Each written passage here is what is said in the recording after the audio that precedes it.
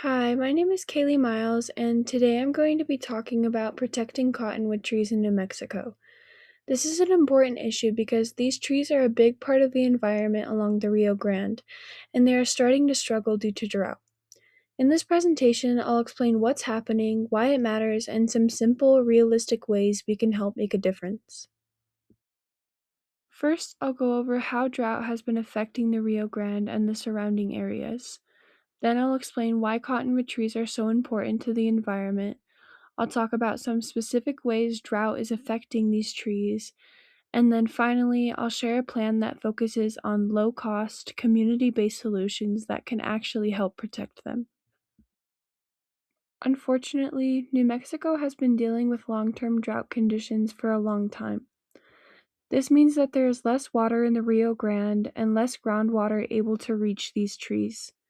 Cottonwood trees rely heavily on this water to survive, especially mature trees with deep roots.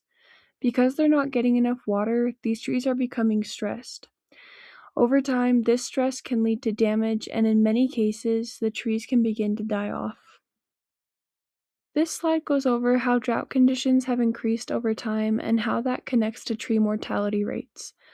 As the environment becomes drier, trees have a harder time surviving as they're not getting enough water.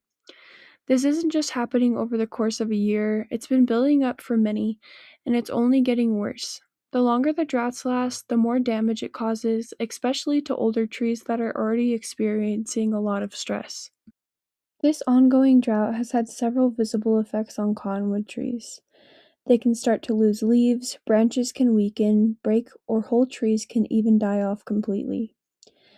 They can also cause cottonwoods to grow more slowly because they don't have enough water or nutrients. Over time, these problems build up, with the ending result being that many trees don't end up surviving. This is a serious issue because cottonwood trees play a big role in the ecosystem. They provide shelter and nesting areas for birds and homes for animals like beavers and porcupines that use the trees for food. They can also help hold soil in place, which prevents erosion along the river, and without them, entire riverbanks can collapse. In addition, they provide shade, which can also help keep areas cooler for both wildlife and people. If these trees disappear, it would affect many parts of the environment, not just the trees themselves. So, with all of that in mind, an important question comes up. What can we actually do to help these trees before it's too late? My main goal was to come up with a project plan that was simple, affordable, and one that was mostly community driven. One idea is to organize volunteer tree planting programs along the Rio Grande. By involving local groups, students, and community members, it can help make the workload more manageable while also keeping things at a lower cost. And just as importantly, working together helps people feel more connected to their environment and invested in protecting it. In addition to planting new trees, it's important to take care of the ones that are already growing as well. For example, adding mulch around the base of trees can help retain moisture in the soil, which is especially important for dry areas that don't get a lot of water. Placing small barriers around young trees can help protect them from damage, and in some cases, community members can also help by manually watering newly planted or smaller trees. These methods are affordable, easy to implement, and can be effective if used regularly. Another essential part of the plan is just to raise awareness in general. Many people don't fully realize how serious this issue is or how they can contribute to the solutions. Sharing information through flyers, social media, and local events can help educate the community. Promoting water conservation is especially important since water use is directly impacted by the river. As more people become informed, they are more likely to take action about this issue and care about it more overall. This plan is designed to be both realistic and affordable, which is really important if we want it to actually happen. The goal is to keep costs low while still making a meaningful impact. For community awareness, we'd only need around $200 to $300 for things like flyers and small local events. It's a small investment, but it can go a long way in helping people understand the issue and get involved.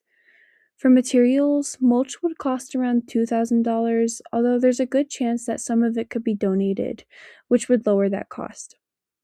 Planting about 30 trees would cost around roughly $2,500, depending on the supplies we gather and any donations received.